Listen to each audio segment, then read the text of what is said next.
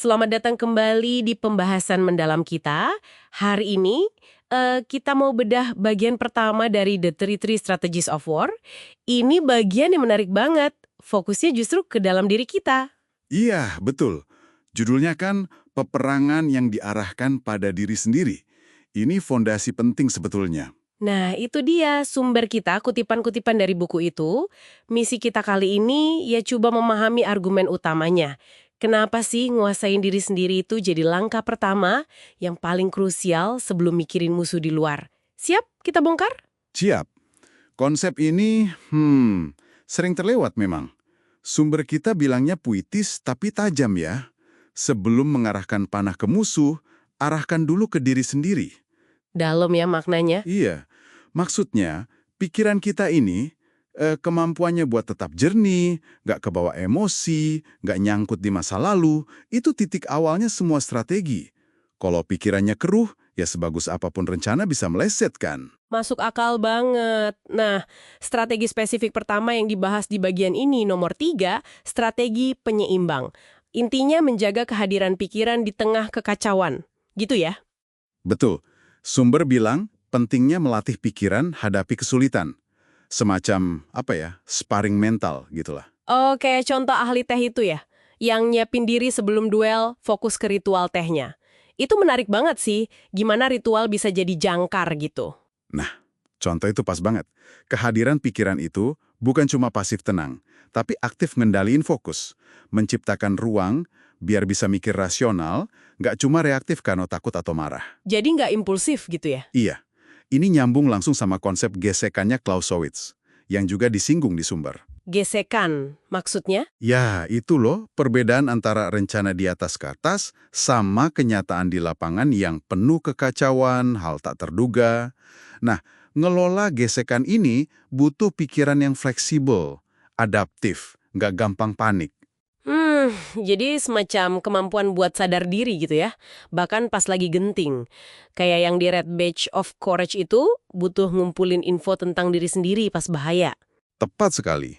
Atau contoh General Patton yang katanya harus hadapin langsung rasa takutnya di medan perang. Oh ya, Iya, justru karena dia akui dan hadapi itu, dia jadi pemimpin yang lebih kuat. Jadi bukan berarti nggak punya takut, tapi gimana responsnya itu, dengan pikiran yang tetap hadir. Tanpa ini, ya strategi lain jadi rapuh. oke. Nah, ngomongin strategi selanjutnya, ada strategi medan kematian, nomor 4. Ini kok kedengerannya intens banget ya? Memang. Idenya itu ciptakan rasa urgensi yang kuat banget. Bahkan mungkin rasa putus asa, biar kita terpacu bertindak luar biasa. Sumbernya bilang, Anda musuh terburuk diri sendiri kalau buang waktu berhayal. Jadi potong masa lalu, masuk wilayah baru, seolah-olah, punggung udah nempel tembok. Ya, gitu. Strategi ini maksa kita keluar dari zona nyaman, secara radikal. Contohnya, Cortez yang bakar kapalnya kan terkenal tuh. Oh iya, biar nggak bisa mundur lagi. Persis, maju atau mati. Atau Dostoyevsky yang hadapi eksekusi palsu. Pengalaman dekat mati itu kasih dia urgensi hidup yang baru. Intinya, strategi ini kayak menciptakan deadline psikologis yang ekstrim. Tapi, apa nggak bahaya banget ya pendekatan medan kematian ini? Gimana kita bisa pakai tanpa ya beneran membahayakan diri? Tentu, ada risiko. Tapi sumbernya kan nggak menyarankan secara harfiah di tiap situasi ya. Lebih ke prinsipnya. Gimana Anda ciptakan rasa urgensi itu di dalam diri? Buat ngalahin kebiasaan nunda, ragu-ragu, atau rasa cepat puas. Jadi lebih ke mental ya? Betul. Kadang kita perlu sedikit guncangan gitulah. Biar sadar potensi penuh kita. Biar nggak muter-muter di rutinitas aja. Menurut sumber, menghindari konflik, baik internal atau eksternal, itu malah melemahkan jangka panjang.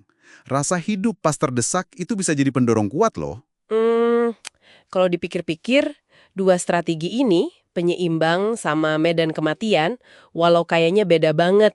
Satu tenang, satu bikin badai, tapi akarnya sama ya. Sama-sama ngelola kondisi internal kita. Nah, itu dia. Jadi, inti besarnya bagian ini ya beneran soal menangin perang di kepala sendiri dulu gitu. Tepat sekali. Ini soal ngambil kendali medan perang internal. Emosi, fokus, cara kita lihat waktu, rasa takut. Dan ini nyambung ke poin penting lain. Tanggung jawab pribadi. Maksudnya? Ya, kita nggak bisa cuma salahin musuh atau keadaan kalau gagal. Seringkali, akarnya itu di strategi internal yang kurang pas. Sumbernya dorong kita nilai diri sendiri dan orang lain berdasarkan hasil nyata, bukan niat baik doang. Anda, saya, kita semua akhirnya bertanggung jawab atas apa yang terjadi dalam hidup kita, baik buruknya. Oke, jadi kesimpulan praktis yang bisa kita ambil dari sini apa nih? Bahwa bangun ketahanan mental, pikiran jernih, fokus tajam itu bukan sekedar bagus kalau punya, tapi fondasi wajib ya untuk langkah strategis apapun. Persis, persiapan fundamental. Dan mungkin ini sebagai pemikiran penutup buat Anda renungkan ya. Kalau pertempuran internal ini sepenting itu, mungkinkah tantangan terbesar kita seringkali bukan dari luar, bukan lawan, bukan situasi, tapi justru dari keengganan kita sendiri buat beneran hadap-hadapan sama diri sendiri? Menarik. Gimana kalau sengaja menempatkan diri sesekali di medan kematian internal itu, hadapi batasan dan takut terdalam kita, malah bisa buka potensi yang selama ini kita nggak sadar ada.